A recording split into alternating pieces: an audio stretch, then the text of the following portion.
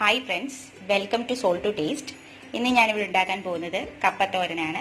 അതിനായി 1/2 കിലോ കപ്പ ഇതുപോലെ അരിഞ്ഞു പുഴുങ്ങിയത്, അരമുറി തേങ്ങ ചിരവിയത്, 2 വറ്റൽമുളക്, 3 അല്ലി വെളുത്തുള്ളി ചതച്ചത്, 1 നുള്ളു ജീരകം, 1 ടീസ്പൂൺ അരി, പച്ചമുളക് ഒരു 3 എണ്ണം മതിയാവും, നടുവേ കീറിയത്, പിന്നെ കറിവേപ്പില. പിന്നെ ഇതിനെ ഞാൻ ഉപയോഗിക്കുന്നത് വെളിച്ചെണ്ണയാണ്.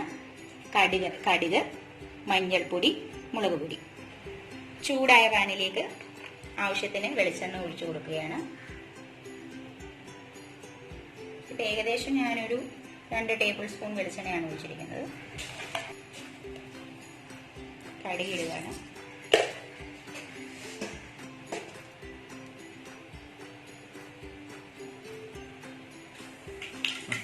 കടുക് നന്നായിട്ട് പൊട്ടിത്തിളങ്ങി. ഇനി അതിലേക്ക് കുറച്ച് അരി ഇടണം.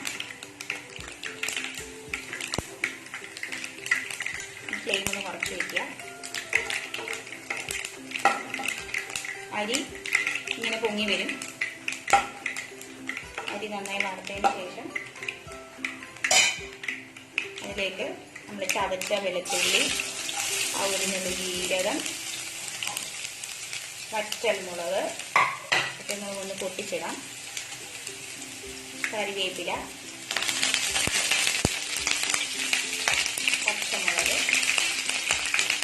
എല്ലാം ഇടുക.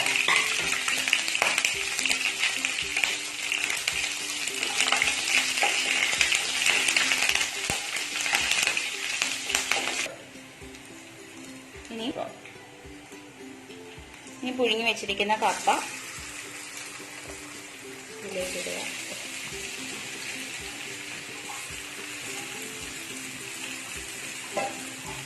ഫ്ലെയിം ഒന്ന് കൂട്ടി വെക്കുക.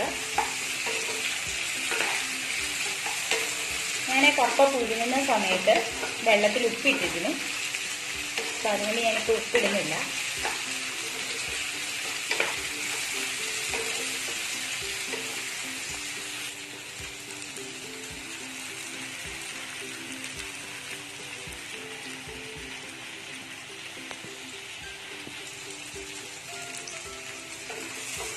കപ്പ ഓൾറെഡി വെന്തതാണ്, പക്ഷെ ഒന്ന് മുരിയണം.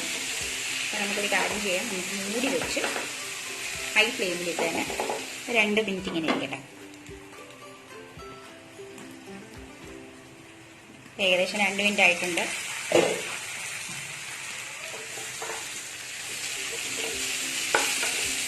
ഇനി ഇതിലേക്ക് നമുക്ക് തേങ്ങ ഇട്ട് കൊടുക്കാം. ചെറിയ തേങ്ങ,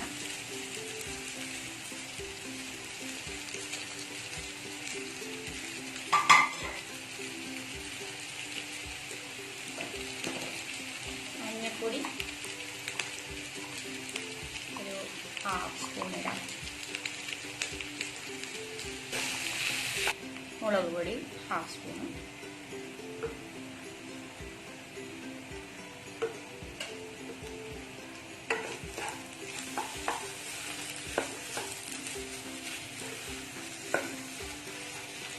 പൊടികളുമായിട്ട് കപ്പ ഇപ്പം കണ്ടില്ലേ, കപ്പ നമ്മൾ പൊടികളുമായിട്ട് നന്നായിട്ട് ഇളക്കിയിട്ടുണ്ട്.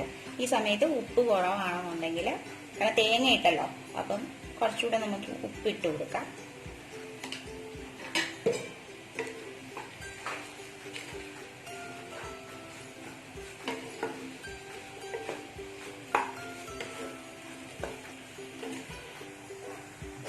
ഇനി നമുക്ക് മൂടി വെച്ച് ഒരു മീഡിയം ഫ്ലെയിമിൽ 2 മിനിറ്റ് ഇതിങ്ങനെ ഇരിക്കട്ടെ.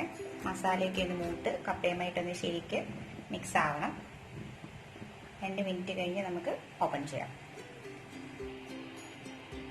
ഏകദേശം 2 മിനിറ്റ് കഴിഞ്ഞിട്ടുണ്ട്. നമുക്ക് മൂടി തുറക്കാം. ഒന്ന് ഇളക്കി കൊടുക്കുക.